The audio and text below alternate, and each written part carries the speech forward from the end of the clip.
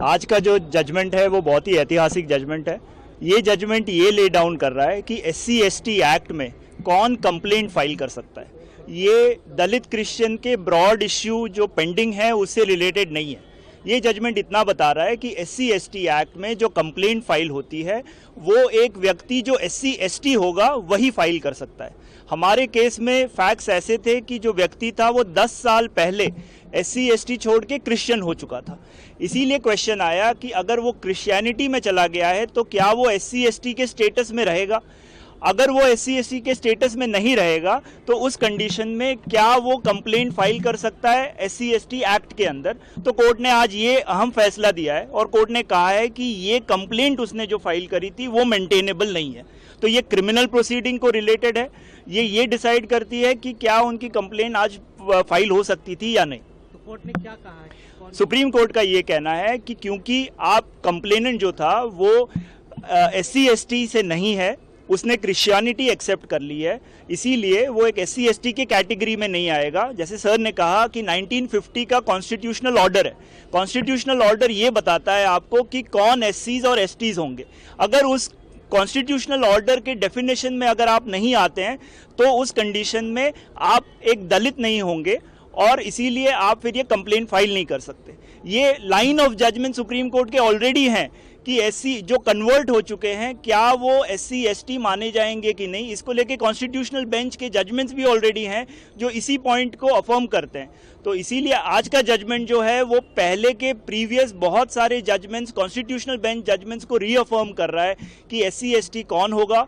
और अगर आप कन्वर्टेड हैं, आप 10 साल पहले कन्वर्ट हो चुके हैं, आपने SC/ST का स्टेटस छोड़ दिया है, तो फिर आप क्रिश्चियनिटी को एक्सेप्ट करने के बाद आप ये नहीं कह सकते अब मैं SC/ST हूँ। तो जैसा कि आपने बोला ये मामला तो सिर्फ टीज एक्ट के अंडर Correct. कंप्लेन डलवाने के लिए, लेकिन रिजर्वेशन बेनिफिट्स की जहां बात आती है वहां पे क्रिश्चियन कन्वर्टीज क्या SC/ST नहीं माने जाएंगे इस तो जजमेंट के बाद? क्या आज assume कर सकते हैं? आज का जजमेंट जो है अभी तक जजमेंट अवेलेबल नहीं है। जजमेंट अवेलेबल होने के बाद इस विषय पे टिप्पणी होगी। पर आज का जजमेंट और हमारा जो सबमिशन था वो सिर्फ क्रिमिनल प्रोसीडिंग्स को लेके और SC/ST एक्ट में कौन कंप्लेंट फाइल कर सकता है, कौन कंप्लेनेंट है, वो मेंटेनेबल है कि नहीं, इस पॉइंट ऑफ व्यू से था। इसमें कोई भी रिजर्वेशन वाला इश्यू हमने रेज करा नहीं था और जो ब्रॉडर इश्यू है वो अभी भी पेंडिंग है। सर इसको थोड़ा एक्सप्लेन करिए कि SC/ST एक्ट वही इस्तेमाल कर सकता है जो SC है, जो कन्वर्टेड जी वो नहीं करेंगे। इसको जी एक्सप्लेन कीजिए। जो 1989 का एक्ट आया उस एक्ट ने एम्स एंड ऑब्जेक्ट्स में मेंशन करा था उस समय में कि ये एक्ट क्यों आया है।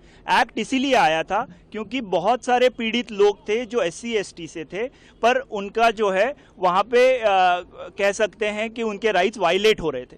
इसीलिए this act was brought in. Act ने ये कहा कि इन सब लोगों के सामने अगर आप SC/ST के सामने कोई गलत काम करते हैं, उनको आप गाली गलौज करते हैं, उनके सामने आपने कोई एलिगेशंस करे हैं जो गलत हैं, तो ऐसे कंडीशंस में वो जाके इस एक्ट के अंतर्गत कंप्लेंट फाइल कर सकता है, वो FIR रजिस्टर कर सकता है। अब उसका डेफिनेशन भी प्रोवाइडेड है। एक्ट में ये बताया गया है कि SC/ST कौन होंगे। तो SC/ST का जो डेफिनेशन सेक्शन 2 में है वो कहता है कि जो कॉन्स्टिट्यूशनल ऑर्डर है 1950 का, उसके डेफिनेशन के हिसाब से डिसाइड होगा कि वो SC/ST है या नहीं है।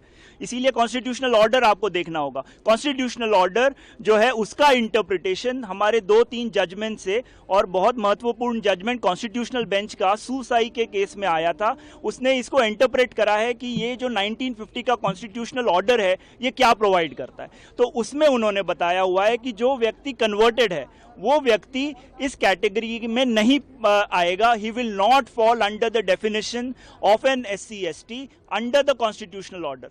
तो इसीलिए अगर ये एक्ट कहता है कि कॉन्स्टिट्यूशनल ऑर्डर के बेसिस पे रहेगा और वो अगर नहीं प्रोवाइड कर रहा है, तो ये आज के जजमेंट ने यही कहा है कि SC/ST एक्ट उन्हीं लोगों को अप्लाई करेगा जो शेड्यूल कास्ट है,